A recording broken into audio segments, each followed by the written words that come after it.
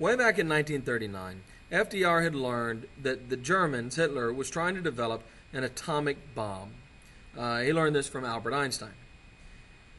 America and Britain began to try to develop their own atomic bomb, not wanting to have Hitler have one and us not have one. It's based on the new field of atomic science, which was pioneered by scientists like Einstein and Niels Bohr. Ironically, the German project is basically being worked on by Jews in Germany. The Germans were using uranium. And then a scientist here in America, Enrico Fermi at the University of Chicago, discovers uranium radiation and splits the atom. This makes it clear that the theory that splitting an atom could create a massive explosion, an incredibly destructive bomb, is in fact a reality. Niels Bohr issues a report on German physicists and tells FDR he believes that they are capable of developing one of these bombs. By 1942, the military has taken this project out of the hands of the scientists and have turned it into basically just a war research project. It is called the Manhattan Project. The primary work is done in Los Alamos, New Mexico, but as you can see, there's many sites all over the country, including another major site in Oak Ridge, Tennessee. We will spend $2 billion in secret government research funds on this. The Los Alamos site develops one type of bomb, as well as Hanford, Washington. And the Oak Ridge, Tennessee site develops a different type of bomb. Robert Oppenheimer, is in charge of the New Mexico group. And they are the first ones to develop a working bomb. But by the time the bomb is tested, we've already defeated Germany, who we were developing the bomb because we thought we might need to use it on them. But we are still at war with Japan. The first atomic bomb in the history of mankind is tested on July 16th, 1945. It's called Trinity. And Oppenheimer, who was the lead scientist in the development of the bomb, will think of a quote from the Hindu holy book, the Bhagavad Gita. I am become death, destroyer of worlds. On April 12, 1945, FDR dies. Now this is important because FDR's vice president had no idea about the atomic bomb program. He had no idea about the Manhattan Project. And he really didn't know much about anything that was going on. FDR really never took the time to brief him on much. And so here Harry Truman steps into office, and he's given he's told that we have this enormous capability, and he's also told the Japanese will not surrender. What he decides to do is tell the Japanese that they must surrender by August 3rd of 1945 or face total devastation. He does not explain what this is. He does not explain that we have these bombs. He just says you better surrender by the 3rd or something really bad is going to happen.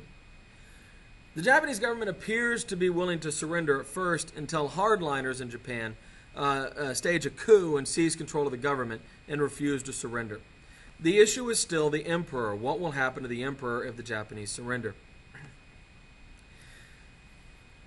Truman says he never thought twice about using the atomic bombs, that if Japan didn't surrender, he was going to use them, and that was that. And on August 6th of 1945, he does. The first atomic bomb is dropped by the Enola Gay on Hiroshima in Japan, killing 80,000 civilians. It's worth noting that we actually killed more with our firebombing of Tokyo a few months earlier. But of course the bomb was so enormous in its destructive power, it created a much more intense psychological effect and left the area irradiated and worthless for generations. It also led to generations of severe diseases and genetic mutations among Japanese people in the area. After the bombing of Hiroshima, there is again an attempt by some moderates in the Japanese government to surrender, but again it is put down by a coup of hardliners. 2 days later, Russia declares war on Japan, and America kind of panics. We do not want Russia involved in the peace settlement with Japan. And so the day after Russia declares war on Japan, we drop the second atomic bomb on Nagasaki. This one is even more terrible, 100,000 killed. Japan still does not surrender. Most people assume that we drop 2 bombs on them and they surrender. That is not true. We then had to tell them we would agree not to put their emperor on trial. We would let their emperor go, and only then do they surrender. Which really begs the question, if we ended up doing that anyway, We could have told them back apparently in the spring of 45 that we would have let the emperor go, and they would have surrendered without the fire bombings or either atomic bomb. But of course, hindsight's 20/20.